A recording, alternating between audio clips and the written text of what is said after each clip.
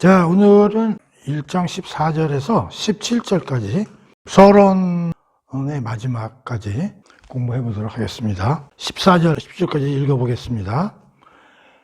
헬라인이나 야만인이나 지혜 있는 자나 어리석은 자에게 다 내가 빚진 자라.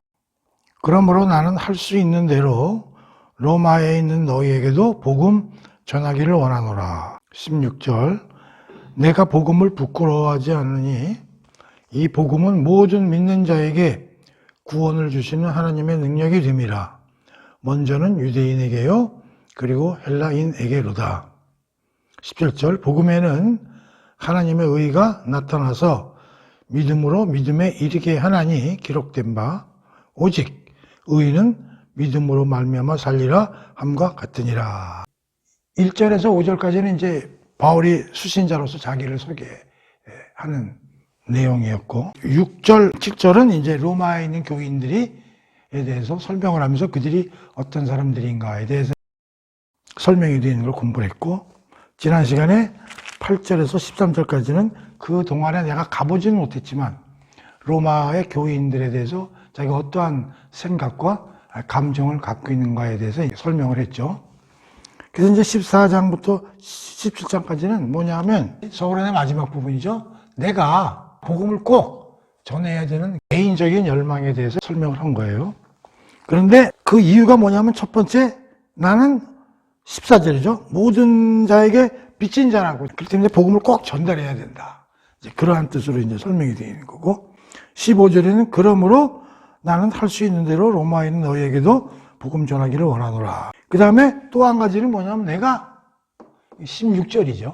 복음을 부끄러워하지 않는다는 거예요. 그렇기 때문에 내가 복음을 꼭 전해야 되는 그런 개인적인 열망에 차 있다는 거죠. 뭐라고요? 두 가지. 빚을 진 사람이다. 그 다음에 복음은 부끄러운 것이 아니다. 뒤집으면 복음은 자랑스러운 것이기 때문에 내가 복음을 꼭 전해야 되겠다. 그 이유를 이제 두 가지로 설명을 하고 있어요. 그러면서 복음에 대해서 다시 한번 왜 복음을 내가 부끄러워하지 않는지 그 이유에 대해서 16, 17절에서 이제 설명을 하고 있고, 그래서 이 16절, 17절이 서론 부분에서의 핵심이다. 특히 이제 17절이죠. 우리는 믿음으로 산다. 그래서 이제 몇 개 되지 않는 귀절이지만, 요거는 어떤 주제로 지금 쓰여 있는 건가 하는 걸 우리가 좀 생각해 보자는 거죠. 자, 그러면 우선 14절 한번 보겠습니다. 헬라인이나 야만인이나 지혜 있는 자나 어리석은 자에게 다 내가 빚진 자라. 우선 여기서 빚진 자라. 사도 바울이 자기 자신을 빚쟁이라고 지금 설명하고 있어요. 그 이유는 뭐겠어요? 예수님으로부터 다메섹에서 이방인에게 가서 나를 증거하고 복음을 전해라. 그런 소명을 받았잖아요. 그러니까 이방인에게 가서 전해야 되는 걸 해야 되잖아요. 그게 이제 자기간에는 빚이라고 이제 생각한 거죠. 이렇게 한번 생각해 보자고. 내가 1억을 꿨어. 어떤 사람한테. 그럼 나 이제 갚기 전에까지는 빚쟁이잖아요. 근데 이제 그건 당연히 빚쟁이인데, 이렇게 한번 생각해 보세요. 어떤 사람이 나한테 그 홍길동이한테 전해주셔, 1억을. 그래가지고 내가 이제 1억을 갖고 있는 거예요. 그러면 나는 빚쟁이에요? 안 빚쟁이에요? 사실 나는 빚쟁이는 아니지. 내가 직접 꾼 건 아니고. 그러나 그걸 내가 그 홍길동이라는 사람한테 전해주기 전까지는 사실 홍길동이한테 빚을 지고 있는 거 아니에요? 그러니까 이제 빚이라는 것도 우리가 일상생활에서 보면 그렇게 이제 두 가지 측면에서 이해할 수 있는 거예요. 내가 직접 빚을 질 수도 있고, 남한테 전달하기 전까지는 그것도 일종의 빚을 지는 그런 상태에 있는 거죠. 그러니까 예수님이 이방인에게 전해라. 그랬으니까 전하기 전까지는 빚쟁이 같은 이제 느낌을 이제 받는 거죠. 사도 바울이 아마 이런 생각을 했던 것 같아요. 제가 이제 종종 예화를 이제 하나 드는 건데, 내가 이제 관절염이 그냥 너무 아파가지고 죽었으면 좋겠는 것처럼 굉장히 아픈 거야. 근데 이제 어떤 사람이 와가지고, 그거 어디 병원 가봐요. 거기 아주 진료를 잘합니다. 그래서 이제 수많은 병원을 다녔어도 이제 그걸 낫지 못했는데, 해설수로 이제 가본 거야. 근데 거기서 치료를 받고 감쪽같이 나버린 거야.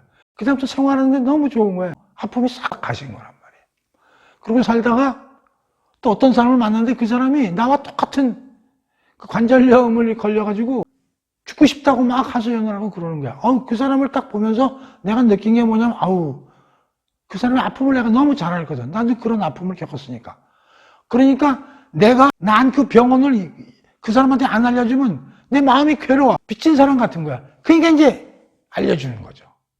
그런 마음인 거야. 자기가 예수님에 대해서 잘 알지도 못하고 자기 간에는 공부를 열심히 했다고 생각하고 가마리알 선생님한테 얼마나 열심히 공부를 했고 자기가 구약에 대해서는 누구보다도 귀신이고 바리새인 중에서도 바리새인이라고 자랑하던 자기가 예수님을 만나고 나서 담에색에서 지금까지 구약 성경을 공부한 것이 잘못됐다는 걸 이제 깨우친 거지. 그대로 살았으면은 이제 뭐 거의 죄인으로 인생을 마무리해야 되는, 그러함에도 불구하고 담에색에서 예수님이 자기를 불러내서 진정한 메시아와 진정한 하나님이 원하시는 일이 무엇인가를 깨닫게 되고 이방의 사도로 자기를 살려서 소명을 주신 것에 대해서 너무너무 감사하다고 생각했던 거죠. 그러니까 이걸 이방인들에게 전도를 다 해야 되는데 지금 로마에는 이제 교인들이 있긴 하지만 자기가 아직 방문을 못했고 그들은 이제 경고해야 되는 그러한 이제 의무감에 사로잡혀 있는데 아직 그걸 못했으니까 자기가 빚진 자라고 생각을 한 거죠. 그래서 우리도 사실은 사도 바울과 같은 생각을 하는 게 맞는 거예요. 우리도 교회를 가게 되고 하나님의 자녀가 되고 한 것은 다 하나님의 은혜로 된 거 아닙니까? 그러니까 아직도 그런 내용을 모르고 있는 사람들에게 아유 저 사람들도 빨리 이 죄와 사탄의 구렁텅이에서 빠져나가게끔 도와줘야지. 그렇잖아요? 그래서 그들에게 그런 복음을 이야기하면서 그들로 하여금 나와 같이 교회도 다니게 하고 예수님과 하나님을 알게 하는 그런 일들을 하기 전까지는 나도 이제 빚진 자인 거지. 그러니까 우리는 영원히 빚진 자예요, 사실은. 죽기 전까지. 예. 모든 내 주위에 있는 사람들한테 복음을 전달하기 전까지는 빚진 상태에 있는 거죠. 그러니까 그런 차원에서 빚진 자라고 이제 자기 자신을 얘기를 한 거죠.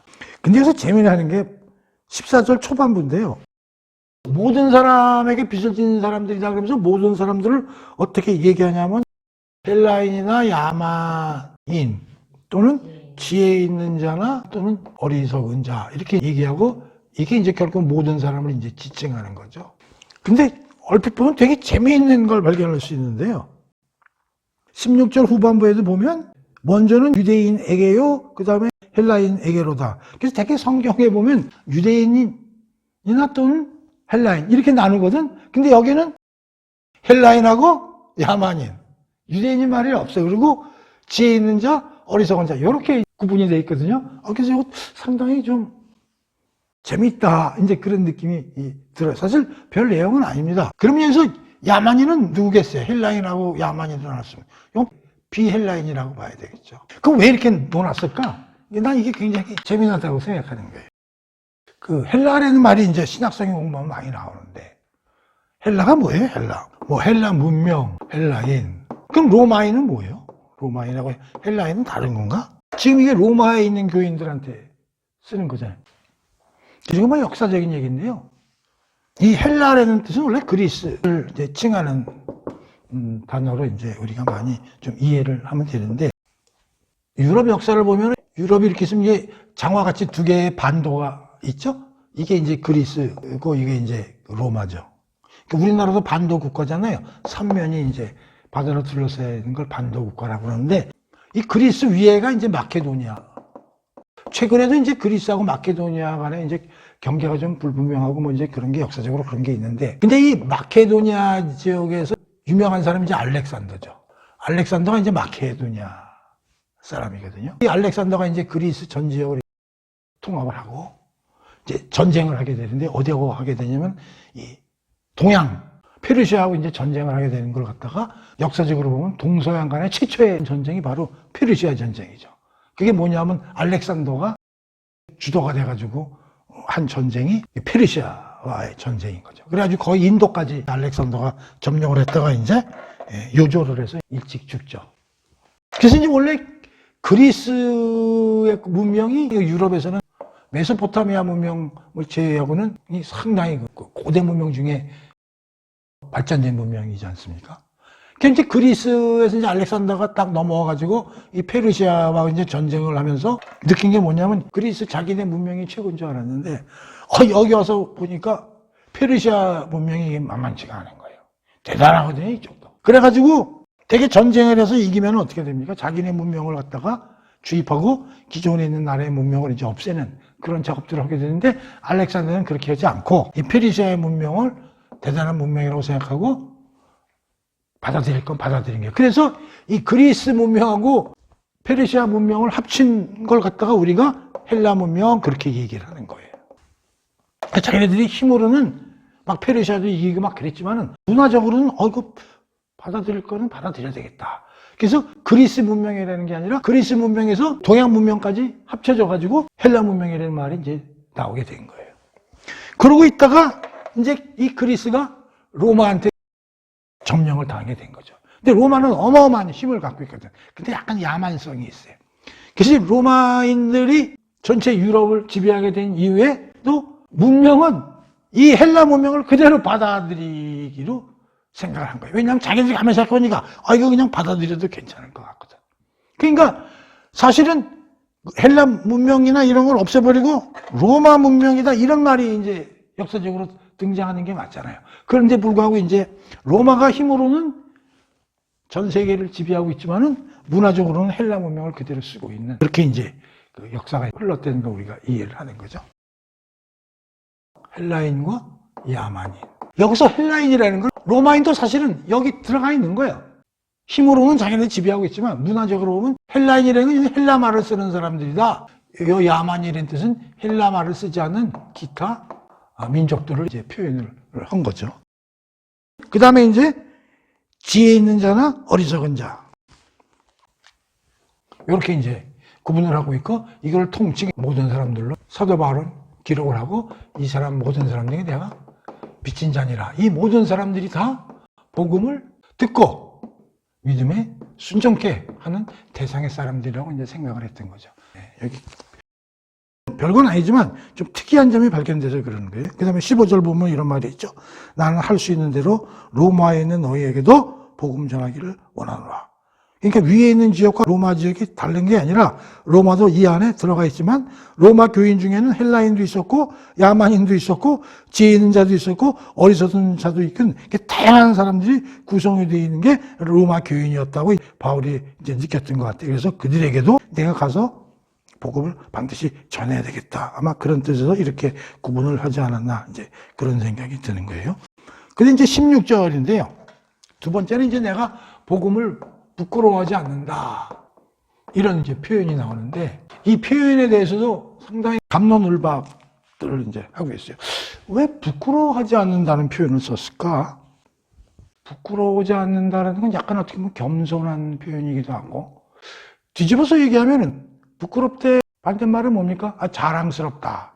그러면 나는 복음을 너무 자랑스럽다고 느끼기 때문에 난 복음을 전달하고 알려야 되겠다. 이렇게 설명을 해도 되는데 부끄럽지 않기 때문에 내가 전해야 되겠다?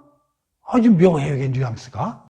그래서 이걸 어떻게 생각해야 되느냐? 그래서 어떤 사람, 이건 뭐 반어법하고 강조법이다. 너무너무 내가 자랑스럽기 때문에 이렇게 뒤집어서 부끄러워하지 않는다. 이렇게 표현해서 오히려 자랑스럽다는 걸 강하게 표현한 거다. 이렇게 이제 설명하는 사람도 있는데 그것도 뭐 틀린 말은 아니에요. 그런데 조금 그렇게 이해하기는 우리가 받아들이기는 좀 부족한 면이 있다. 그게 뭐냐면 이런 거예요. 바울이 왜 부끄러워하지 않는 표현을 썼을까? 바울이 자기가 전도를 하면서 느꼈던 게 뭐냐면 믿는 사람도 많지만 안 믿는 사람도 많았고 특히 유대인들은 막 비난을 하고 조롱을 하고 막 그랬지 않습니까? 특히 우리 사도행전에서 여러분 기억날지 모르겠지만 아덴 오늘날의 아테네에서 아레오바고에서 설교도 하고 철학자들하고 논쟁도 하고 그랬지 않습니까? 그때 그걸 듣고 있던 그 지식인들이 뭐라고 사도 바울에 대해서 비방을 했습니까? 기억나십니까? 그거 한번 찾아볼까요? 사도행전 17장 16절부터 보면은 거기 이제 드디어 아덴에서 전도하는 내용이 이제 쭉 나오는데 18절을 보면 에피쿠로스와 스토아 학자들도 바울과 쟁론할세 어떤 사람들이 이르되 이 말쟁이가 무슨 말을 하고자 하느냐 하고 어떤 사람은 이르되 이방신들을 전하는 사람인가 보다 하니 이는 바울이 예수의 부활을 전하기 때문이더라. 사도행전 17장 18절에 보면 이 그리스 사람들이 고도의 철학적인 지식을 가진 사람들과 지금 논쟁을 하고 있는 내용이 나오잖아요. 근데 그를 뭐라고 그러냐면 여기 말쟁이, 두 번째는 이방신을 전하는 사람 이렇게 표현을 하고 있단 말이에요. 굉장히 깔보는 거지 사도 바울을. 말쟁이라는 게 지난번에 우리가 공부하면서 뭐라고 그러냐면 잡다한 369의 지식, 되지도 않는 지식들을 가지고 그걸 싹 얼버무려가지고 그 말로만 장난치는 그야말로 사기꾼 기질이 있는 이제 그러한 인간으로 사도 바울을 이제 평가했고, 두 번째는 이방신을 전하는 사람이라는 건 저 어디 삼류. 그 당시 뭐 로마 제국 입장에서 보면 예루살렘, 팔레스타인 지역이라는 건 뭐 거의 뭐 시골 변방에 나라 축에도 못 드는 거지. 그런데 있는 그들만이 모시는 어떤 하나의 삼류 신, 예? 그런 신을 와가지고 뭐 대단한 신이라고 떨고 다니는 이제 그러한 형편없는 말쟁이에 불과한 사람이라고 사도 바울 조롱하는 이런 내용들이 이제 여기에 쓰여져 있지 않습니까? 그러니까 이런 얘기들을 무수하게 겪었던 거야, 사도 바울은 전도하면서. 그러니까 이게 무슨 얘기냐면은 이 부끄러워하지 않는다라는 무슨 얘기는 뒤집어서 이거 자랑하고 싶은 거에 대한 강조법이다. 그런 것도 있지만 사실상 부끄러운 거예요. 뭐라고요? 사실상 부끄러워. 왜냐? 이 듣는 사람들이 그렇게 느끼는 거예요. 이거 뭐 형편없는 거네. 야, 이거 뭐 일부 뭐 현치 않은 지역에 뭐 제3류급 되는 신에 대한 이야기구만. 이런 거라고. 그러니까 말을 하는 사람이 부끄러울 수밖에 없지. 그럼 한 군데서 그런 걸 당했으면 다른 지역에 가서 복음할 기분이 나요? 또 그런 걸 당할 텐데? 그렇잖아요? 그러니까 이건 뭐냐면 이런 뜻이에요. 굉장히 중요한 뜻이 있는데, 내가 복음을 전파하면 사람들이 다 그 내용을 시시한 걸로 받아들이는 거예요. 예수 그리스도 안에서 하나님이 하신 일을 전파를 하면 듣는 사람들이 다 말쟁이, 되지도 않은 이야기, 그런 반응들이 나오는 거야. 그러니까 말하는 사람이 부끄러워질 수밖에 없는 거지. 제3자가 보면 아이, 저 사람 괜히 저런 말 해가지고 사람들한테 지탄이나 받네. 아유, 저런 걸 왜 이렇게 떠들고 다녀? 그런 얘기요. 그런데 바울은 뭐냐면 그런 반응이 있어서 얼핏 보기에 내가 부끄러워질 수밖에 없는 사람이지만, 그런데 이 복음은 사실상 베스트, 사람들이 들어야 되는 최고의 말씀이다. 이거는 자랑스러울 수밖에 없는 그런 내용이기 때문에 내가 아무리 다른 사람들이 그렇게 조롱을 해서 내가 부끄러움을 타더라도 나는 반드시 이거를 자랑스럽게 설명을 해야 되는 것이야 라는 차원에서 나는 이 복음을 부끄러워하지 않는다라고 여기서 썼다, 그런 얘기예요. 무슨 말인지 알겠어요? 그러니까 이런 얘기죠.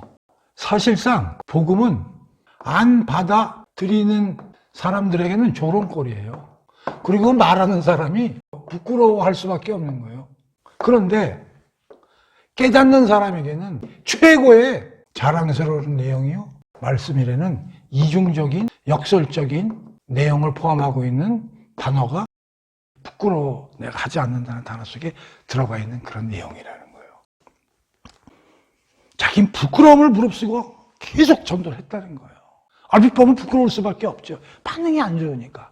그런데 왜 그걸 계속 해야 되냐? 이거야말로 깨닫기만 하면 지구상에서 어디에서도 들을 수 없는 최고의 말씀이고 설교이기 때문에 내가 그걸 전해야 된다는 거지. 빚진 자로서의 사명만 가지고 전해야 된다는 거지. 그래서 이걸 가지고 로이드 존스님은 이렇게 얘기를 합니다.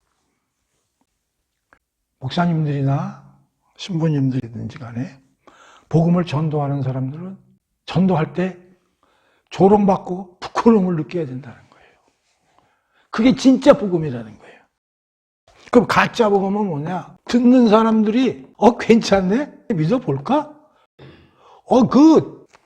이렇게 귀에 쏙쏙 들어온다면 가짜 복음이라는 거예요. 이 부끄러워하지 않는다는 표현을 가지고 로이드 목사님이 이렇게 말씀을 하시는데, 이게 진짜 대단한 뜻을 담고 있는 게 이게 부끄러워하지 않는다는 뜻이구나. 오늘날의 교회에서 설교도 목사님들이 할 때 듣는 사람들이 듣고 재밌고 쏙쏙 귀에 들어오고 이런 아주 탐만 나는 그러한 설교만 하시는 교회나 목사님들도 일부 그럴 수 있다고 본다면 그건 잘못된 설교라는 거죠. 하나님은 사랑의 하나님이요, 예수님은 우리에게 복을 주시는 하나님이요, 교회 다니면 하나님은 우리에게 빵을 주시고 안 되는 일을 되게 하시고, 들으면 얼마나 좋아. 야, 이거 교회 다녀야 되겠다. 복음이 이런 거구나. 이따오 설교나 복음은 가짜 복음이라는 거지. 그럼 어떻게? 듣는 사람들이 막 비난을 하고, 이거 맞아요? 그렇게 설교하시면 안 되지. 그렇게 비난을 받고 조롱을 받아야 되는 내용을 전할 때 그게 진짜 복음이라는 거예요. 다시 말하면 이런 거죠. 여러분들은 죄인이야. 여러분은 태어날 때부터 원죄를 갖고 있는 사람들이야. 박사를 10개를 갖고 있는 사람이든 대통령이든 장관이든 국회의원이든 재벌회장이든 그들 앞에서 여러분들은 죄인들입니다. 여러분들은 회개해야 됩니다. 여러분들의 삶을 반추해봐야 됩니다. 지금까지 살아온 방향을 바꾸셔야 됩니다. 이렇게 얘기하는 것이 진짜 복음이라는 거예요. 우리가 이해를 해야 되고, 특히 진짜 복음은 우리 귀에 듣기 싫고 입에 쓴약이 졌듯이 진짜 복음은 우리 귀에 써야 된다. 그런 얘기. 그게 진짜 복음이라는 거예요. 우리가 듣기에 아주 좋고 달콤한 것은 가짜 복음이라는 거예요. 그걸 우리가 이해를 해야 된다. 그래서 우리가 성경을 읽으면서 성경에는 자꾸 뭐 인간들에 대해서 이렇게 썼을까? 그게 맞는 거예요. 그래서 성경의 위대함이 거기에 있는 거예요. 우리 구약을 살펴보면 하나님이 맨날 선지자들 불러다가 계속 유대인 애들이 야단치잖아요. 한번 볼까요? 어떻게 야단치는지 뭐 다 볼 수는 없고 너무 많으니까 이사야서 한번 우리 공부를 했으니까 이사야서 한번 찾아봅시다. 1장 2절 한번 볼게요. 하늘아 들으라 땅아 귀를 기울여라. 주께서 말씀하신다. 내가 자식이라고 그토록 그들을 애써 키우고 힘껏 돌보았건만 그들이 나를 거역하고 배척하였다. 소나 나귀 같은 짐승조차도 자기 주인을 알아보고 제 주인이 그들을 먹여 키우는 구유를 알건만은 이스라엘은 자기 주인을 알지 못하고 내 백성은 도무지 깨닫지 못한 채 나를 아랑곳하지 않는구나. 아 슬프다. 죄지은 민족, 허물 많은 백성, 악을 일삼는 종자, 타락한 자식들, 너희가 주를 저버렸구나. 주께 등을 돌린 채 이스라엘의 거룩하신 분을 비웃고 깔보고 있구나. 내 백성아 어찌하여 너희는 계속해서 매맞을 짓만 가려 하느냐. 어찌하여 여전히 나를 반역하느냐. 너희 머리는 온통 상처를 입었고 너희 마음은 이미 병들 대로 온통 병들고 말았구나. 그러니까 이 뒤에도 전부 이런 얘기야. 그러면서 여기 3절 보세요. 소나 나귀도 주인을 알아본다는 거예요. 근데 너희들은 소나 나귀만도 못한 놈들이다. 이렇게 성경에 쓰였지 않습니까? 그럼 이걸 들은 사람들은 아니 뭐야. 아니, 그래 이건 뭐 이스라엘 사람들한테 얘기하는 거지 나한테 얘기하는 건 아니지 라고 생각할 수 있지만 이게 다 우리한테 하는 얘기거든요. 그 로마서 이제 조금 있다가 우리가 이제 그 공부를 하겠습니다만은 1장 29절 한번 봐보십시오. 우리가 어떤 사람이냐면 불의한 자요, 추악한 자요, 탐욕이 있는 자요, 악에 가득한 자요, 시기하는 자요, 살인하는 자요, 분쟁하는 자요, 사기치는 자요, 악독이 가득한 자요, 수근수근하는 자요, 비방하는 자요, 하나님께 미워하는 자요, 능욕하는 자요, 교만하는 자요, 자랑만 일삼는 자요, 악을 도모하는 자요, 부모를 거역하는 자요, 우매한 자요, 배약하는 자요, 무정한 자요, 무자비한 자라. 이렇게 서술이 돼 있어서 이제 앞으로 공부해 볼 내용이 되겠지만 우리가 그런 사람이라는 거예요. 그거를 설교를 하고 복음 전파를 해야 듣기는 거북하지만 그게 진짜 복음이라는 거지. 그러니까 그런 걸 알리면은 사람들이 비난하고 조롱하고 이제 이렇게 되는 거죠. 그래서 부끄러워하지 않는다고 쓴 내용이 이율 배반적이고 역설적인 의미를 담고 있다는 걸 이제 우리가 공부를 해볼 수 있는 겁니다. 그래서 사실은 다니는 교회 목사님 설교 듣고 항상 사람들이 몸에 뭔가 찝찝하고 괴로워야 돼. 우리 목사님은 맨날 좋은 얘기만 하고 자꾸 나를 찌르는 얘기만 하고 그래, 그래 이 교회 다녀야 돼 말아야 돼. 그 목사님이 진짜 목사님입니다. 그리고 달콤한 얘기 많이 해주는 목사님은 사실 그렇게 좋은 목사님은 아니에요. 자, 그 다음에 이제 오늘의 핵심으로 들어갑니다. 복음을 부끄러워하지 않는 이유를 이제 바울이 설명합니다. 못 알아먹는 사람들은 조롱을 하고 그래서 부끄러운 것처럼 보이지만 복음은 진짜 지상 최대의 자랑할 만한 내용이라는 거예요. 그걸 어떻게 설명을 해요? 이 복음은 모든 믿는 자에게 구원을 주시는 하나님의 능력이 되며 먼저는 유대인에게요 그리고 헬라인에게로다. 이 복음에는 하나님의 의가 나타나서 믿음에서 믿음에 이르게 하노니 기록된 바 오직 의인은 믿음으로 말미암아 살리라 함과 같으니라. 그래서 이걸 가지고 몽고메리 보이스는 이렇게 이제 자기 강의에서다 썼어요.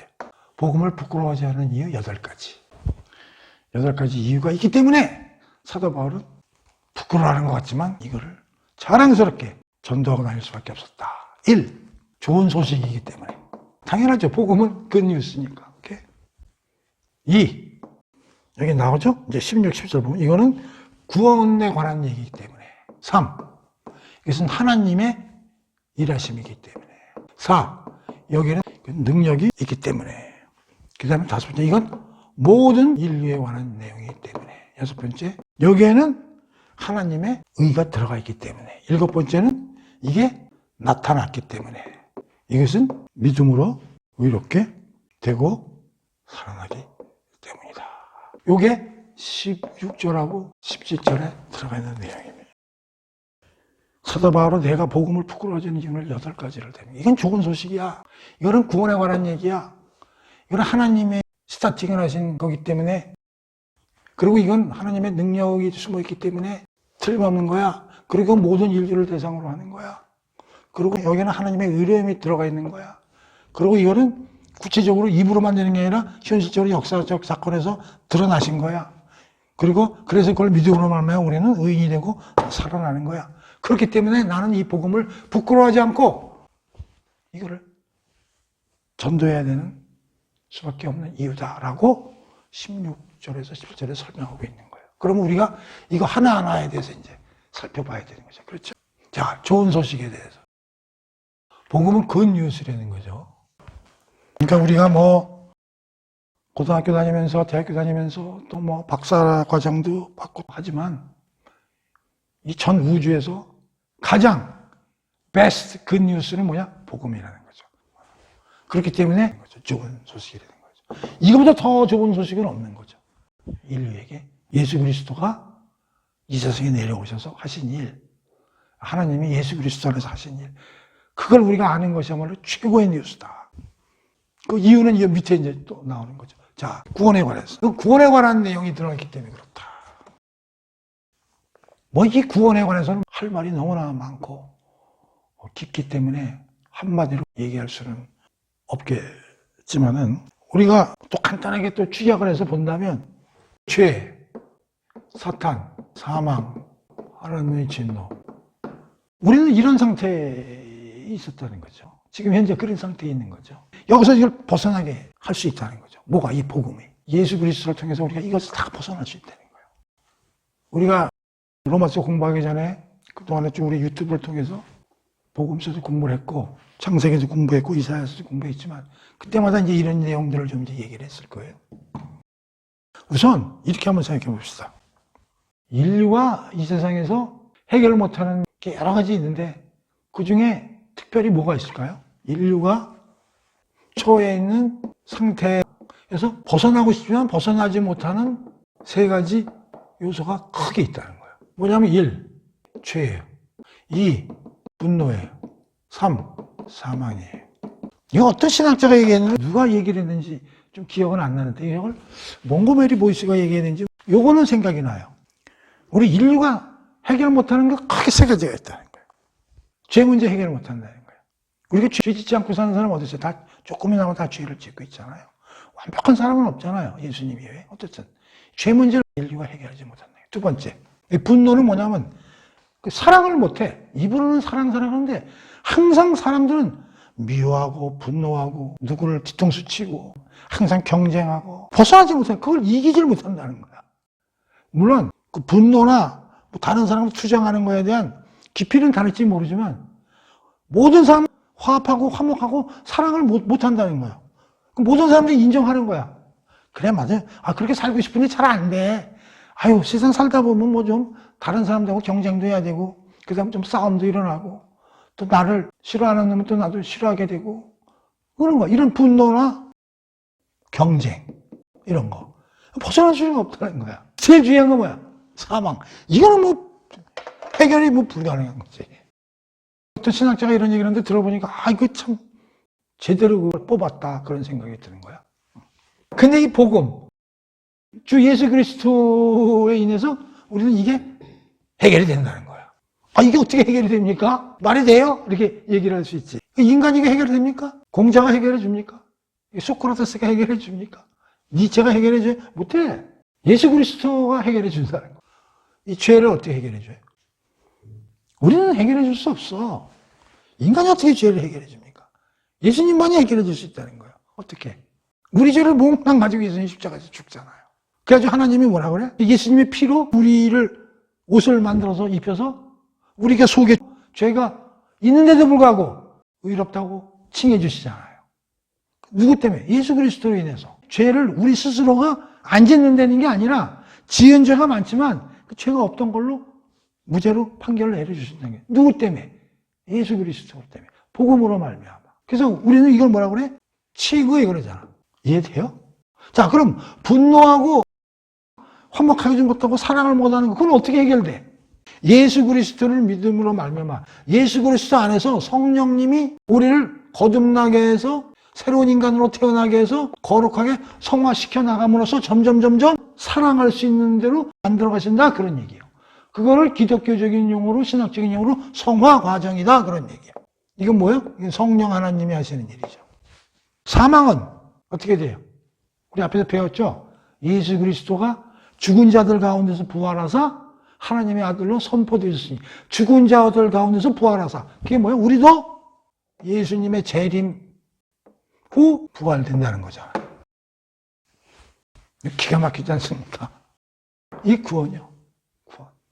죄 문제는 예수 그리스도의 십자가의 피로 우리가 사해지고, 우리가 사랑을 못하고 맨날 경쟁하고 남을 핍박하고 남과 싸우고 남을 손가락질하고 그런 것은 뭐요? 성령 강림 사건을 통해서 성령님이 우리 안에 내주하셔서 우리를 거듭나게 새롭게 하셔서 점점 그렇게 예수 그리스도의 삶과 같이 성화를 시켜나가신다. 사망은 예수님의 재림 때 우리가 부활함으로써 사망에서 벗어난다. 이렇게 설명하시는 분이 있다는 얘기예요. 또 전체적으로 보면 우리는 죄에 대해서 벗어나고 사탄에서 하나님의 은혜로 우리가 소속이 바뀌고 사망에서 부활하면서 영생으로 가고 하나님의 진노에서 이제 하나님의 사랑과 은혜 속으로 우리가 들어가게 되고 이렇게 된다는 거죠. 그리고 또 구원에 대해서 또 한마디 더 하면 구원은 이미 시작되었고 지금 ing 중 이미 구원 중이며 미래에 구원의 완료가 되죠. 그래서 구원은 한 방에 끝난 것이 아니라 과거, 현재, 미래에 모두 구원은 지금 이루어지고 있다. 그래서 우리는 이미 이 칭의 과정으로서 우리는 죄에 대해서 사해졌고 지금 성령 하나님의 일하심으로 인해서 계속 우리는 성화 과정을 통해서 새로운 사람으로 점점 성숙되어 나가고 마지막에 이제 부활을 통해서 우리가 구원이 완성된다. 오케이? 그래서 이 복음이 왜 사도 바울이 내가 부끄럽지 않다고 생각하느냐? 구원에 관한 얘기이기 때문이다. 오케이? 자, 3번. 구원은 하나님이 일하시기 때문이다. 우리가 앞에서도 배웠잖아요. 복음의 정의에서 복음의 창시자는 하나님이다. 창세전에 아담을 만들 때부터 이미 하나님과 성자 간의 구속 계약을 맺었다고 그런 공부했잖아요. 그렇죠? 그러니까 이건 하나님이 하시는 일인데 주도면밀하게 하시는 거예요. 하나님이 그냥 즉흥적으로 일하시는 게 아니라 이미 우주를 만들기 전부터 이미 착착 계획은 세워져 있었다는 거예요. 그러니 믿을 수 있는 거지. 전지전능하신 분이 그렇게 계획까지 철저히 세우셨으니 오죽 잘 준비를 하셨겠어. 오케이? 네 번째, 능력이죠. 하나님은 능력의 대표적인 게 두 가지 아니에요. nothing에서 something, 무존재에서 있는 걸 만드는 거고 죽은 자를 살리신 분이잖아. 복음에는 이런 능력이 들어가 있다는 거예요. 그 다음에 다섯 번째, 대상이 모든 인류라는 거지. 이게 얼마나 우리가 감사를 해야 될 일이에요. 내가 IQ가 높든 낮든, 내가 돈이 있든 없든, 내가 교육을 받았든 무식쟁이건 하나님과 상관 안 하셔요. 모든 사람 다 오케이. 내가 다 니들 위해서 내가 구원하겠다. 그 다음에 이제 6번. 이게 좀 중요한 거예요. 하나님의 의. 이거에 대해서 우리가 좀 공부를 좀 해봐야 돼. 하나님의 의. 이거 참, 바울이 이제 하나님의 의라는 용어를 이제 썼단 말이에요. 하나님의 의. 이게 좀 어렵습니다, 사실은. 하나님은 의로우신 분이니까 하나님이 이런 일 하시는 게 의롭다, 그런 말을 설명하는 건가? 그것도 틀린 얘기는 아니지만, 그거 가지고는 안 돼. 자, 그래서 이걸 공부하기 위해서 우선 의라는 단어에 대해서 우리가 한번 공부를 해봅시다. 첫 번째, 우선 의에 대해서. 저 사람은 의로운 사람이야. 의롭다는 게 뭘 의미하는 거냐 말이야. 그래서 의를 설명하려면 거룩부터 설명해야 돼. 거룩이라는 단어는 내면성을 가지고 있어요. 이 사람은 거룩해. 거룩한 건 바깥으로 표현이 안 되고 주로 그 내면적인 속성을 얘기하는 거예요. 우리가 두 가지 성격이 있다고 지난 시간에 공부를 했나? 거룩은 구분하다. 두 번째는 성결하다, 깨끗하다, 죄가 없다, 남한테 경배를 받을 만하다. 이런 게 이제 거룩이라는 단어를 쓰는 거예요. 죄가 없고 깨끗하고 성결하고 특히 다른 놈들은 아주 구별되어 있고 고결하고 이런 게 거룩이란 말이에요. 이 거룩은 내면적인 성격을 갖고 있단 말이에요. 그런데 이 거룩이 외부적으로 나타난 것이 의야. 이 거룩이 바깥으로 뭔가 보여지는 게 의야. 의로움이. 그러니까 예를 들어서 우리가 지나가다가 물속에 빠진 사람을 이제 건져줬어.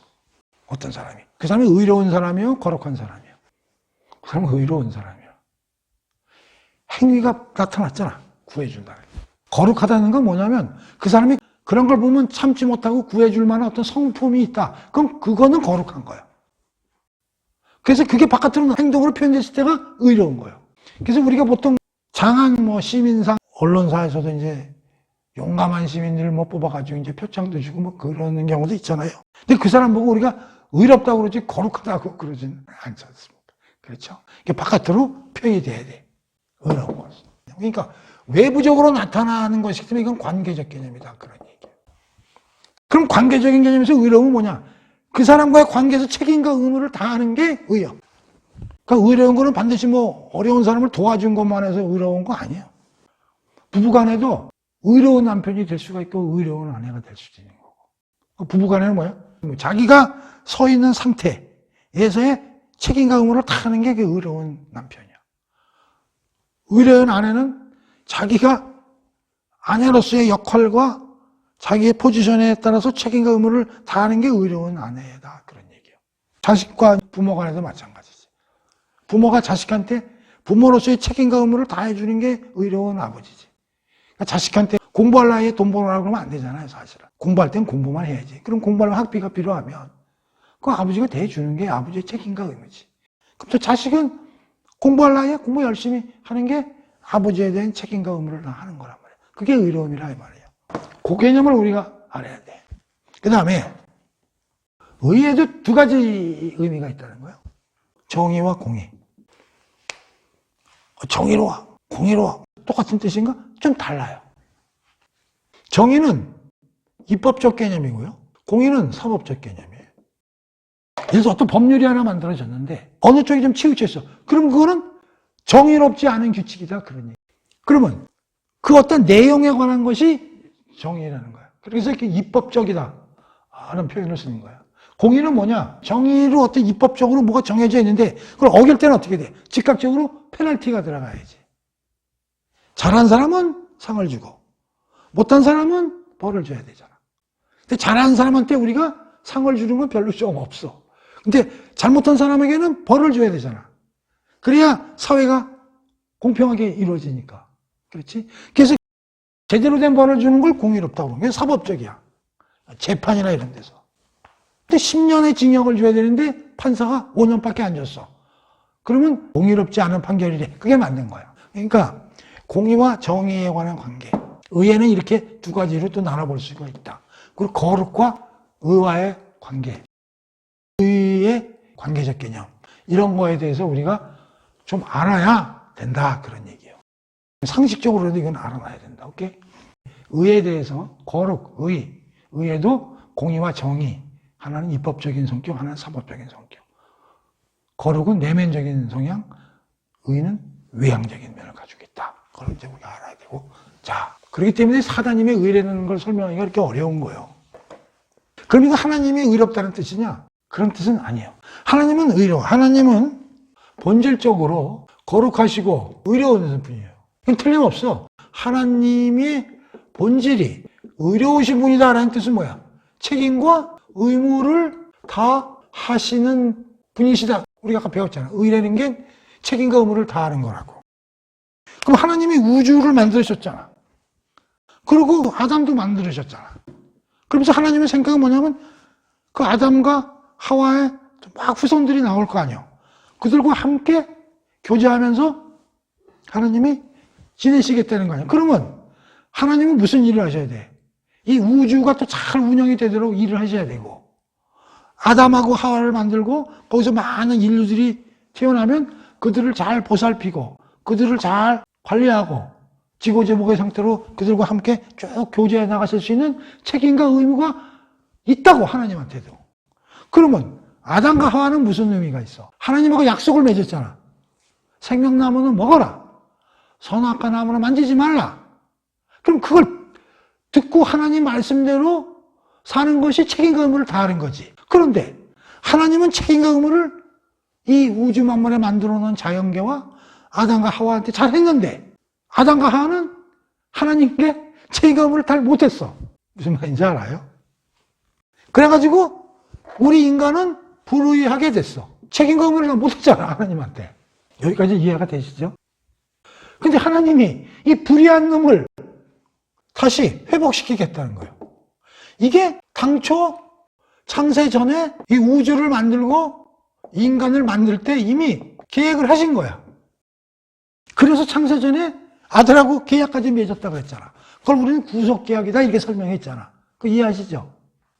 그게 뭐냐면 설령 아담과 하와가 잘못을 저지를 수 있더라도 그때 어떻게 회복시킬 거에 대해서 우리가 미리 계획을 짜놓으셨다 그랬잖아. 구원 계획이잖아.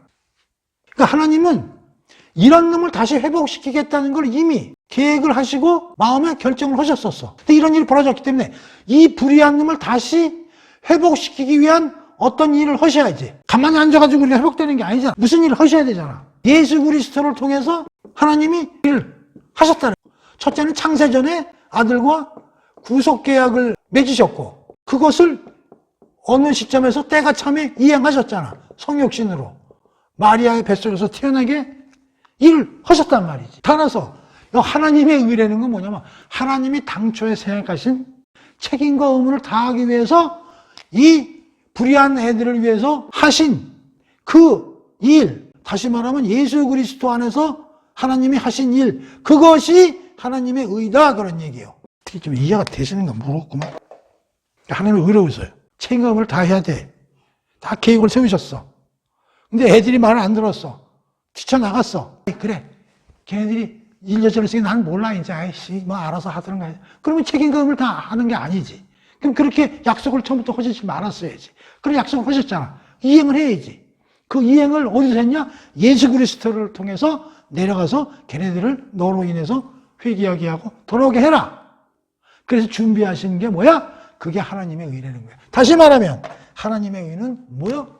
주 예수 그리스도다. 그게 하나님의 의예요. 그러니까 하나님이 본질의 의가 아니고 본질이 의롭기 때문에 타락한 놈들을 다시 회복시키기 위해서 하신 그 일, 주 예수 그리스도 이 세상에 보내신 일, 그리고 죽고 부활시킨 일, 그게 하나님의 의야. 축약하면 예수 그리스도라고 생각하면 돼. 근데 7번 나타나셨다. 그게 뭐야? 계획 속에 있었는데 때가 참에 베들레헴에서 마리아의 뱃속을 통해서 구유에서 성육신에서 역사적인 사건으로 우리 죄인 앞에 딱 눈에 보이게 일어났다. 그게 나타나셨다. 그런 얘기예요. 계속 계획만 가지고 계시다가 때가 참에 내가 이행해라. 역사적인 사건으로 만들어져서 내려오고 있다는 거예요. 와, 이게 7번 얘기야. 오케이? 그 다음에 그래서 이런 일들이 벌어졌는데 그러면 어떻게 해서 우리에게 효과를 미치느냐? 8번. 구원의 방법이죠. 믿음으로 구원될 수 있다는 거예요. 믿음으로 말미암아. 이 구원의 방법도 너무 쉬워. 너무 쉽다. 믿음으로 말미암아. 뭘 하고 뭐 복잡하게 명상을 하고 무슨 뭐 돌을 닦고 말이야 무슨 뭐 오체투지를 하고 그런 거 아니에요. 그냥 받아들여. 아, 하나님이 이런 일을 하셨구나 우리를 위해서. 그거를 마음속으로 의심 없이 쭉 받아들이는 된다는 거. 얼마나 편해. 그러니 사도 바울이 이걸 안 알려줄 수가 없는 거지. 니들이 이걸 처음에 듣고 뭐 말장난에 물고 하고 뭐 어떻게 찢었다는 얘기를 하고 비난해가지고 부끄러움을 내가 탈 수는 있어. 그러나 그건 겉으로 보이는 거고 진짜 이건 너희들이 살아나는 일이기 때문에 나는 이걸 최고로 자랑스럽게 난 알리고 증인으로 전도할 수밖에 없다. 그 얘기를 하는 게 16에서 17절이에요. 이게 서론 부분의 핵심이라는 거지. 여기까지 이제 8가지 이유에서 이제 설명을 하고요. 그 다음에 이제 마지막으로 아주 어려운 대목이 이제 하나 남아 있는데 오늘 공부의 이제 마지막 하이라이트인데요. 17절입니다. 하나님의 복음에는 하나님의 의가 나타났어. 여기까지 다 했어. 다 알았어. 믿음에서 믿음에게 이르게 하노니 기록된 바 오직 의인은 믿음으로 말미암아 살리라 함과 같으니라. 자, 여기서 믿음에서 믿음에 이르게 하나니 그 다음에 의인은 믿음으로 살리라. 우리가 지난 시간에 믿음으로 순종케 하나니 그게 이제 믿음의 순종으로 이해하는 것이 좋겠다 그런 얘기를 했어요.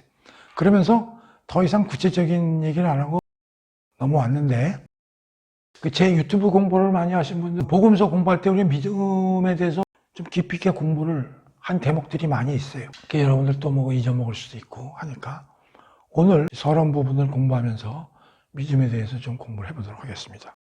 믿음이라는 단어가 굉장히 많이 나오죠. 특히 17절에서 믿음에서 믿음에 이르기. 아니 그럼 우리는 믿음을 살리라. 그런데 지금 믿음에서 또 믿음에 이르기까지 또 이런 낱말도 나오기 때문에 우선 믿음에 대해서 공부를 해보는데 자 우선 우리가 뭐부터 공부를 해야 되냐면 성경에 나오는 여러 가지 단어에 대해서 우리가 한번 생각을 해봐야 돼요. 우리가 지금 서론 부분 공부하면서도 뭐 종이라는 단어 나왔고 택정이라는 단어 나왔고 뭐 복음이라는 단어도 뭐 복잡한 내용을 담고 있지만 복음 또 은혜라는 단어도 공부를 했고 여러 가지 단어들이 이제 막 쏟아지듯이 이제 나오는 거예요. 그럼 여기에서 이제 오늘 믿음이라는 걸 이제 공부를 하면서 뭘 알아야 되냐면 하나님은 영이시잖아요. 우리는 몸을 가지고 있고 이 세상에서 살고 있는 사람들이고 근데 하나님은 우리가 교통을 하신다고 그랬잖아. 소통을 하신다고 그랬단 말이에요. 임마누엘이 하나님이니까 그럼 소통을 어떻게 하시냔 말이에요. 소통을 해야 뭐 임마누엘이니까. 그래서 우리가 뭐라 그러냐면 우리 안에 소통할 수 있는 접합점이 있어야 된다고 그랬죠. 영적 에어리어를 통해서 하나님과 우리가 소통을 할 수 있는 그런 이제 창구가 마련된다고 그랬어요. 그런데 하나님은 여러 가지 방법으로 소통하시잖아요. 꿈으로도 환상으로도 뭐 여러 가지 다 이제 하나님이 소통을 하시지만 특히 사람으로 하여금 스피릿 에어리어에 영감을 줘가지고 그들로 하여금 이렇게 글을 남기게 하지 않습니까? 글을 쓰려면 말이 들어가잖아요. 단어나 이런 게 들어간단 말이에요. 근데 한번 보세요. 하나님은 IQ가 몇이에요? 무한대죠? 우리는요. 머리 좋은 놈이 150이요. 보통 일반인들은 120 정도 수준에서 왔다 갔다 하죠. 엄청난 차이가 있잖아요. 그럼 하나님의 뜻을 우리가 단어로 표현하는 게 쉬워요? 어려워요? 무지하게 어렵죠. 그렇다고 해서 뭐 하나님이 쓰시는 독특한 언어를 창출해가지고 인간이 그걸 배워가지고 소통하게끔은 안 하셔요. 하나님은 그렇게 어려운 거 안 하세요. 그러니까 하나님은 소통하시는데 어떻게 하냐면 우리가 쓰는 용어나 단어를 사용하신다고. 뭘 통해서? 영감을 통해서. 성령님의 영감을 통해서 내가 이런 데 써라. 그렇게 한다. 그러니까 우리가 쓰는 용어로 글이 만들어지는 거예요. 성경 안에. 자, 그러면 여기서 우리가 알아야 되는 게 뭐냐면 하나님이 뜻하는 의미와 영감으로 쓰인 용어와 의미가 같은가? 이 문제를 해결해야 된단 말이에요. 물론 하나님이 겸손하셔서 우리가 쓰는 용어로 쓰게 하죠. 그러나 사실 알으면 조금 차이는 있다고. 영감을 얻어 쓴 저자들과의 똑같은 그 단어를 하나님이 쓰시지만 약간의 그걸 우리가 잡아내야 돼. 그걸 우리는 하나님의 뜻과 그 성경에 나와 있는 저자들의 글과 사이에 일정한 갭이 존재한다고 보는데 이걸 수직적 갭, 그래. 약간의 차이가 발생한다는 거지. 다시 말하면 그걸 우리 신인 동형론적 언어라고 그러는데 좀 어려운 단어예요. 신인 동형론적 언어. 하나님과 저자가 똑같은 언어를 하나님이 허용하셔서 쓰셔. 그런데 약간의 의미는 갭이 있다고. 다시 말하면 이순영 국어사전에서 찾는 의미와 하나님이 뜻하시는 의미는 다소의 차이가 있다 그런 얘기예요. 왜 이런 얘기냐? 믿음이라는 단어가 해석하기가 우리가 공부를 좀 해야 된다 그런 얘기예요. 그래서 이런 얘기를 하는 거예요. 여기까지 이해되시죠? 그러니까 성경에 쓰여 있는 단어가 하나님이 그걸 활용해서 쓰시지만 사실상 우리가 성경을 통해서 공부를 열심히 하다 보면 하나님이 진정 의미하시는 뜻은 이런 거구나 하는 거를 우리가 조금 캐칭을 해야 된다 그런 얘기예요. 오케이. 자, 그 믿음을 가지고 봅시다. 대표적으로 우리가 좀 고민을 해야 될 단어가 믿음이라는 단어다 그런 얘기예요. believe. 이승용 국어사전에 믿음, 믿다를 찾아보면 어떤 말이 있을까? 내가 이승용 국어사전이 없어서 잘 찾아보지 못하겠는데, 자, 예를 하나 들어봅시다. 기상청에서 내일 눈이 옵니다. 폭설이 옵니다. 이렇게 얘기를 했어. 그걸 믿는 사람은 내일 어떻게 해? 내일 두툼한 파카를 준비해야 돼. 그렇잖아. 그리고 눈이 오니까 모자 달린 것들 준비를 해서 이제 나갈 거냐. 믿는다면, 그렇죠? 그 다음에 어떤 사람이 어디 여행을 갔다 와가지고, 야, 그 이과수 폭포 한번 가봐라, 아르헨티나. 무지하게 좋다. 그냥 꼭 가봐라. 근데 그 사람이 좀 믿을 수 있는 사람이야. 옛날부터 행동하는 거 보니까. 그래서 이걸 믿어. 그래가지고 내가 요번에 휴가 계획을 하나 가려고 그러는데 그 친구가 와서 그렇게 하니까, 나도 그럼 이과수 폭포 한번 남미에 가봐야지. 그건 뭐야? 그 사람 말을 믿으니까 내 행동으로 옮기는 거 아니야? 그랬죠? 그러면 성경에서의 믿음이라는 뜻이 그런 거냐, 이런 얘기야. 성경에서 믿음이라는 단어로 나와 있는 게 굉장히 많이, 여기만 해도 벌써 믿음 많이 나오잖아. 그럼 성경에서 우리가 예수를 믿고 하나님을 믿는다 라는 말이 우리가 일상생활에서 쓰는 뭐 내일 비가 올 거예요. 그걸 믿는 거. 또 뭐 어디가 경치가 좋아요. 그걸 내가 믿고 그걸 따라서 가는 거. 그럼 같은 의미냐 이런 얘기지. 좀 다르다는 거예요. 그래서 우리는 믿음이라는 단어를 성경에서는 세 가지 특성적인 요소가 있다는 걸 우리가 그동안에 좀 공부를 해왔어요. 로마서 공부하면서는 이 얘기를 안 했어요. 왜? 오늘 믿음이라는 공부를 종합적으로 하기 위해서 지난 시간에 나온 믿음의 순종 이럴 때서 그 얘기를 안 했다고. 1. 약속이 전제가 되고요. 2. above reason 또는 beyond reason. 다시 말하면 이성 초월. 세 번째는 실천. 성경에서 믿는다고 할 때는 이러한 요소가 포함되어 있다는 걸 이해를 해야 돼요. 뭐냐? 약속이 전제가 돼야 돼. 누구의 약속? 하나님의 약속이죠. 내가 너를 복을 줄 것이다. 내가 너를 부활시킬 것이다. 내가 너 아브라함과 다윗의 자손으로 하여금 내려가서 너를 구원할 것이다. 하나님이 사라를 통해서 아들을 줄 것이다. 이런 거. 그런 약속이 전제. 그 약속이 없는 거는 성경에서 믿음이라는 걸 쓰면 안 돼. 하나님이 믿어라 그럴 때는 벙벙한 걸 믿으라고 그런 거 아니에요. 당신이 한 얘기를 책임지게 되니까 그걸 믿어라 그런 얘기예요. 그렇죠? 그 다음에 above reason, beyond reason, 이성을 초월하는 거야. 우리가 알 수 있는 거. 내일 뭐 비가 올 거다.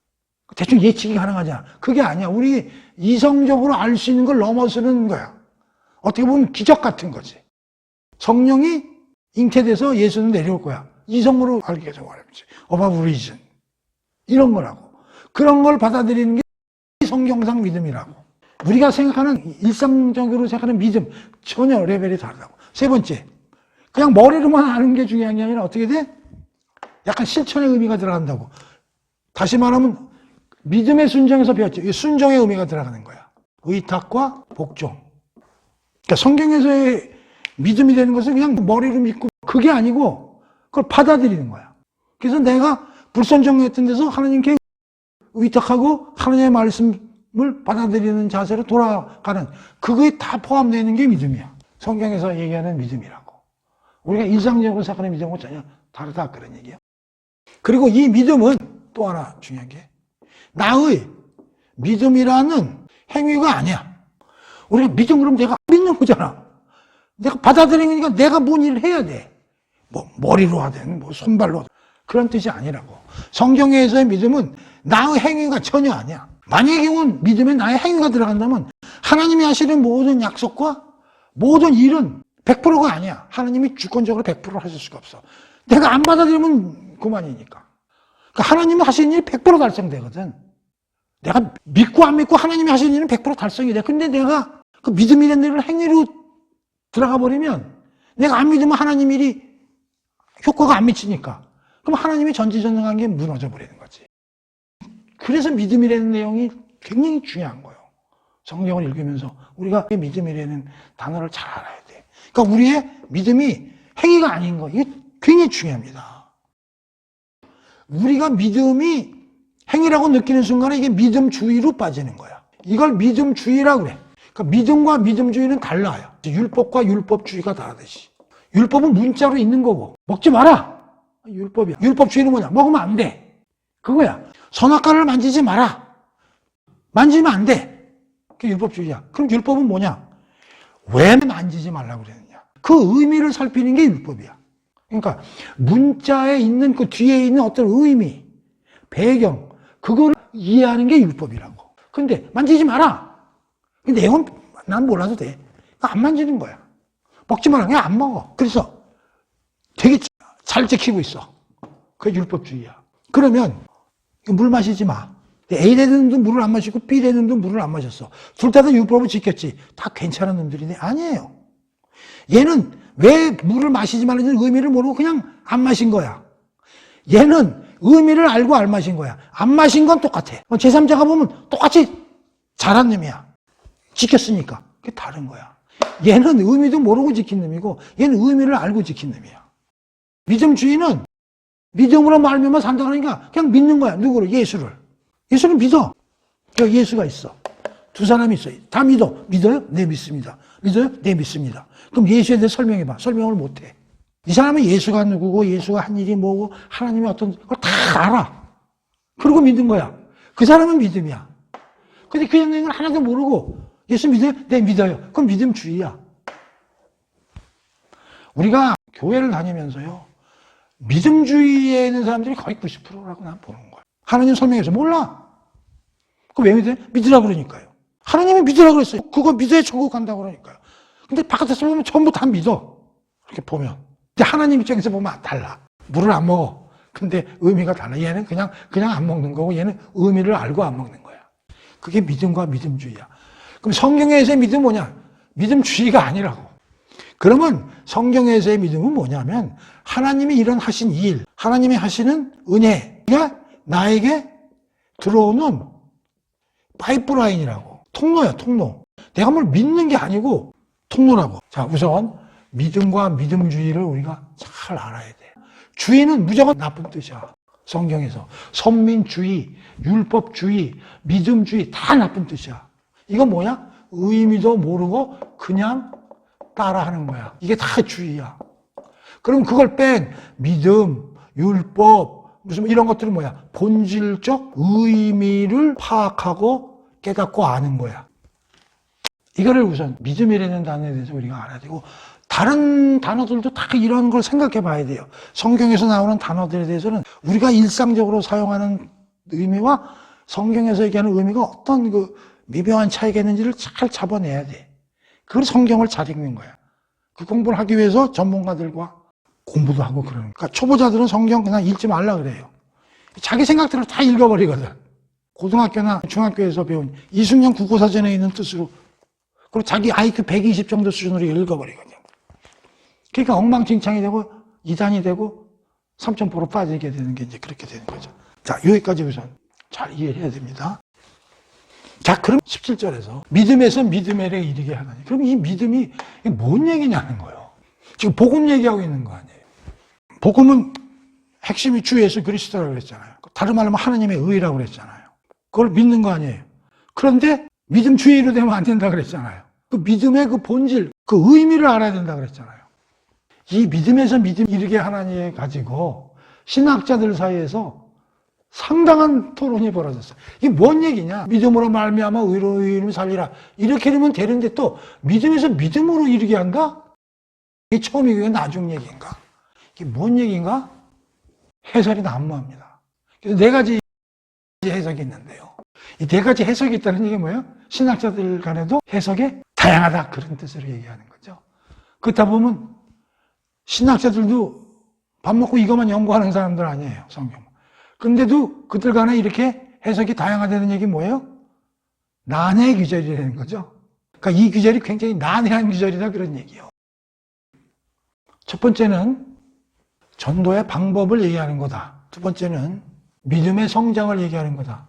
세 번째는 믿음의 절대성을 얘기하는 거다.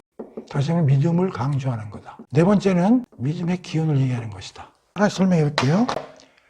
전도의 방법은 뭐냐? 믿음을 편하게 해석하는 거야. 복음을 우리가 믿으면 우리가 하나님의 자녀가 되고 구원받지. 그러면 이 복음은 어떻게 전도가 되냐면 믿음에서 시작돼서 내가 해서 또 다른 사람이 믿어서 또 그 사람이 교인이 되고 그래서 믿음에서 믿음에서 이르게 하나니는 이 전도의 방법을 얘기하는 거구나. 전도의 절차를 얘기한 거구나. 이렇게 해석하는 사람이 있어요. 믿음의 성장. 믿음에서 믿음에 이르게 된다는 것은 믿음이라는 것도 100점짜리 믿음이 어딨냐.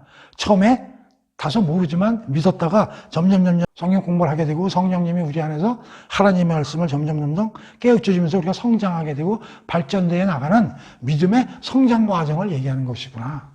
복음은 우리를 어린아이서부터 저 성숙한 사람까지 우리를 쭉 믿음을 자라게 하는 그런 의미를 갖고 있구나. 복음이라는 게. 그렇게 해석할 수도 있는 거죠. 그렇죠? 믿음에서 믿음에 이르기까지. 그럼 믿음을 2번 썼으니까 우리가 하나님의 자녀가 되고 복음을 이해하는 것은 믿음 이외에는 구원의 방법이 없으니까 믿음을 강조하기 위해서 절대성, 믿음 이외에는 다른 방법이 없기 때문에 이건 믿음을 강조하는 것이다.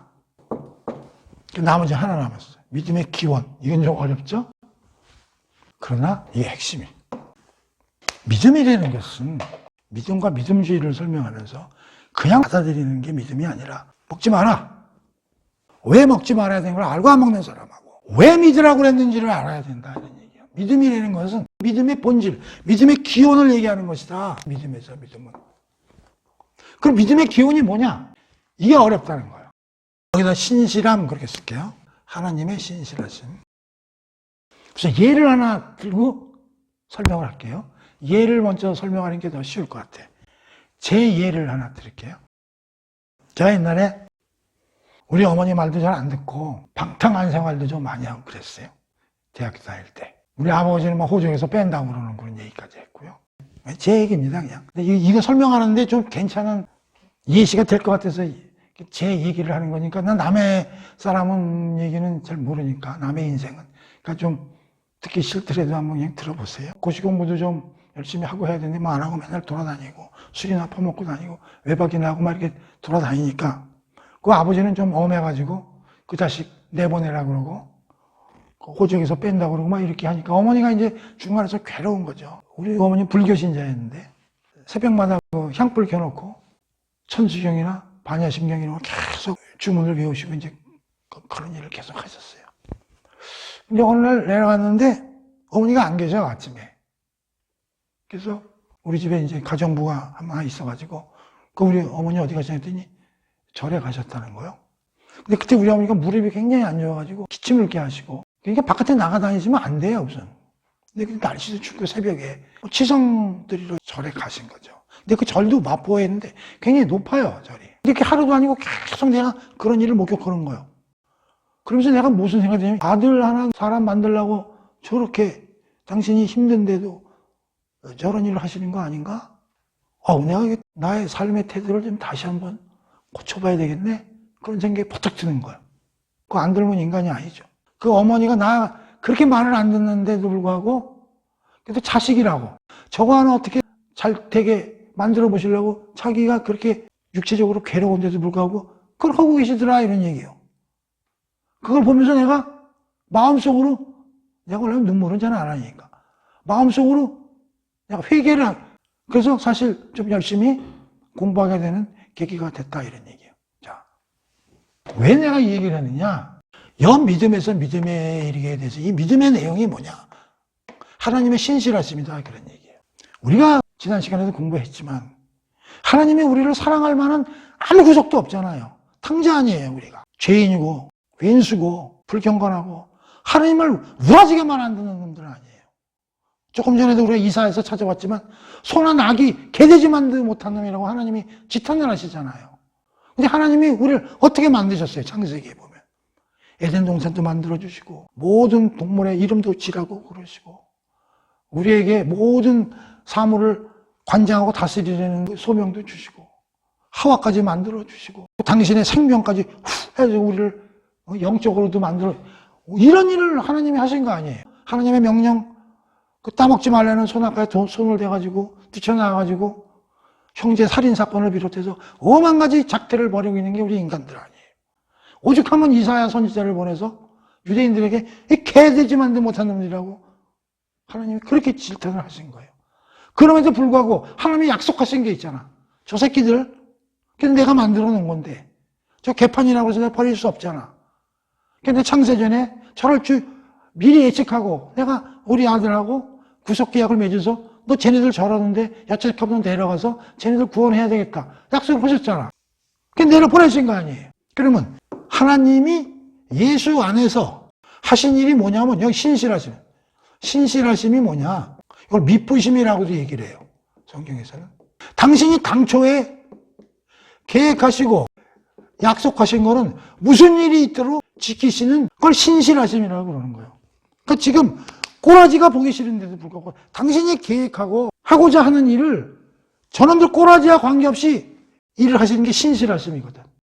그러니까 이 믿음이라는 게 뭐냐면 하나님이 자기가 의로움을 신실하게 책임감을 다하시는 걸 예수 그리스도 안에서 하신 일, 그거를 들여다보면 니네들이 그게 믿음의 요소 안에 깔려요. 그러니까 이 믿음은 믿는다는 게 아니라 하나님이 예수 안에서 하신 그 신실한 우리를 위한 사랑의 그 내용, 그게 믿음이라는 거예요.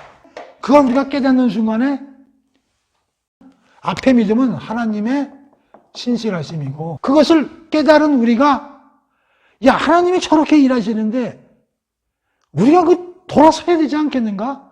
내가 우리 어머니의 그 행동을 보고 내가 돌아섰듯이 우리도 하나님께 대해 신실하게 책임과 의무를 다 해야 되지 않겠나? 라는 게 여기에서 나오는 믿음의 의미다. 그러니까 여기의 믿음과 여기의 믿음은 주체가 달라. 이것은 하나님이 우리에게 보이신 그 신실하신 그 약속의 예수 그리스도 안에서 하신 그걸 얘기하는 거고, 이거는 그걸 깨닫고 야, 우리도 이제 돌아가야 되겠다. 하나님한테 우리가 불복종했지만 이제 돌아서서 순종하는 자세를 우리도 해야 되지 않겠어? 그게 믿음에 이르게 하는 일이라는 뜻이다. 그래서 17절에서의 믿음에서 믿음에 이르게 하는 일이라는 뜻은 믿음의 기원이 뭐냐? 신실하심이라는 거예요. 하나님의 신실하심, 그에 따른 우리의 반응. 우리도 신실하게 하나님께 반응해야 되는, 그래서 그 복음, 하나님이 예수 안에서 하신 그 일 자체는 우리가 때려 죽여야 될 놈들인데도 불구하고 예수 그리스도를 보내서 우리를 살리시겠다는 그 책임과 의무를 다하시는 그 신실하신 뜻, 그것이 우리로 하여금 다시 돌아가서 하나님에 의탁하고 순종, 복종하게 되는 그러한 일로 우리도 신실하게 하게 된다 하는 뜻에서 믿음에서 믿음에 이르게 하는 이라는 뜻으로 우리가 해석해야 된다고 설명하는 한 파트가 있는 거예요. 이것이 이 17절의 믿음에서 믿음에 이르게 하는 이에 대한 최적의 해석이다, 그런 얘기예요. 물론 1번, 2번, 3번의 이해도 틀린 건 아니에요. 틀린 건 아니지만 사도 바울이 쓴 17절의 의미를 100% 맛을 못 본다는 거예요. 이것이 믿음의 기원, 다시 말하면 하나님이 그리스도 안에서는 그 신실하신 하신 일, 그게 믿음이고, 그래서 우리도 그에 반응을 해서 우리도 하나님께 되돌아가야 되겠다 하는 게 이 믿음에 속해 있는 내용이다. 그런 것이 진정한 믿음의 의미이다. 믿음주의와는 다른 것이다 하는 걸 우리가 이해해야 된다, 그런 얘기. 마지막으로 그러면서 사도 바울이 구약을 하나 인용을 하죠. 오직 의인은 믿음으로 말미암아 살리라 함과 같으니라. 하박국을 이용하는데요. 오직 의인은 믿음으로 살리라. 결론이죠. 그러니까 우리가 앞에 있는 뜻으로 이해한다면 예수 그리스도 안에서 하나님이 하신 그 신실하신 일, 그걸 우리가 받아들일 때 우리도 하나님께 대해서 신실하게 반응할 수 있을 뿐 아니라 우리가 죽음과 사탄의 죄에서 우리가 살아난다, 그런 뜻이에요. 그런데 그것을 구약에서도 이런 용어가 있다고 하박국서를 인용하면서 얘기를 하는 거예요. 근데 하박국서라는 건 뭐냐면 하박국이 하나님한테 막 대드는 거야. 짜증을 내는 거야. 하도 그 이스라엘 애들이 말을 안 들으니까 하나님이 바벨론 애들을 불러다가 혼을 낼 거라고 얘기하니까 허덕득 놀라는 거예요. 저 바벨론 저 오랑캐 같은 놈들인데 어떻게 저런 놈들을 데려다가 아무리 우리 민족이 말을 안 듣는다 그래도 그 놈들을 불러다가 우리 민족을 갖다가 혼내게 하신다는 그런 일을 하신다는 게 도대체 말이 되는 겁니까 말이야. 혼날 놈들은 저런 놈들이지 우리도 물론 잘못한 건 좀 있겠지만, 걔네들이 잘못한 게 많은데, 저놈들을 혼을 낼 놈들을 데려다가 왜 우리 민족을 혼을 내려고 하십니까? 그렇게 하면 안 됩니다 하고 하나님한테 막 짜증을 내고 이제 대드는 게 이제 하박국에 나오는 거죠. 그때 이제 하나님이 하박국에게 앞으로의 계획을, 니들 민족을 멸절시키려고 그런 게 아니라 걔네들을 하나의 수단으로 써서 그냥 야단치는 거고, 저놈들은 당연히 내가 혼을 내지. 저놈들도 내 손에 망할 거야. 그렇게 이제 알려주시면서 의인은 믿음으로 살리라. 이런 얘기를 이제 하박국에게 해주시죠. 그래서 이제 하박국이 거기서 하나님의 깊은 뜻을 깨닫게 되는 이제 그런 거예요. 근데 여기서 참 재미나는 게, 오직 의인은 믿음으로 살리라. 이 용어하고요, 내 밑에 다른 얘기를 한번 써볼게요. 믿음으로 의인은 살리라. 어떻게? 뉘앙스가 어때요? 좀 다르니까? 약간 뒤집혔죠? 사실 말이죠. 의인이 있습니까? 없죠. 근데 어떻게 의인은 믿음으로 살리라. 이 말이 좀, 그럼 이건 어떤 뜻이에요? 구약에서 하박국에서 의인은 믿음으로 살리는 뜻은 자기가 스스로 좀 우리 민족이 좀 잘못하고 있고 내가 좀 죄를 많이 짓고 있고 그래서 하나님한테 우리가 이렇게 살아서는 안 된다는 걸 조금 느끼는 사람. 그러니까 하나님 입장에서 봐서 의인이 아니고 본인 스스로가 이렇게 살아서는 안 되겠다. 그러는 정도의 의인. 그러니까 100% 하나님의 뜻이나 이런 걸 아는 놈이 아니지. 그런 사람은 믿게 되고 그러면서 살려라. 이런 의미로 해석해야 되는데 이건 약간의 오해의 여지가 있다. 그런 얘기지. 우리 의인이 어디 있습니까? 의인은 없는 거지. 이건 자칭 의인 정도 되는 거지. 올바른 해석은 뭐요? 믿음으로 말미암아 의인은 살려라. 이게 옳은 해석이고 옳은 번역이라고 봐야 된다. 그런 얘기죠. 모든 신학자들도 여기서 좀 동의를 합니다. 그러니까 구약을 사도 바울이 픽업을 해서 썼지만 여기서의 의인은 사실 완벽한 의인은 아니죠. 본인 스스로가 좀 우리가 좀 제대로 하고 살아야 됐다고 하고 얘기하는 그런 걸 뜻하는 거고, 정확하게는 이게 맞는 거라는 거죠. 뭐가요? 믿음으로 의인은 살리라. 그렇죠? 우리가 죄인인데 하나님이 예수 그리스도에서 하신 사실을 우리가 진정으로 알고 깨달을 때 우리도 의인은 아니지만 죄인이지만 예수 그리스도의 십자가의 피로 우리가 하나님이 의롭다고 그러시니까 의롭게 되고 점차 앞으로 우리가 믿음으로 말미암아 성령님이 우리 안에 내주하셔서 성령님의 능력으로 점점 성화돼서 우리가 사랑하고 이웃과 화목하게 되는 하나님의 자녀로서의 명예를 갖추고 살아날 수 있다. 그런 뜻으로 믿음으로 의인은 살리라 라는 뜻으로 해석을 하고 의미를 가져가는 게 바람직스럽다고 모든 신학자들이 얘기하는 거예요. 물론 하박국에는 오직 의인은 믿음으로만 살리라지만 이거는 자칫 잘못하면 해석에 오류가 있을 수 있다 하는 걸 말씀드리는 거예요. 자, 그래서 오늘 서론 부분 1장에서 11장까지 중에 마지막 14장에서 17장까지를 이제 공부를 해봤습니다. 여기서 하이라이트는 뭐냐? 1. 빚진 자라는 개념이 뭔가 하는 것 같고, 두 번째, 부끄러워하지 않는다는 용어가 어떤 의미를 있는가? 이건 이중성의 의미, 역설적인 의미를 가지고 있다 하는 거. 특히 진짜 복음과 가짜 복음을 시험하는 그런 테스트의 기준이 부끄러워하지 않는다는 의미에서 우리 찾을 수 있다. 세 번째는 우리가 복음을 부끄러워하지 않는 이유 8가지 중에 가장 주의해서 해석해야 되는 게 하나님의 의.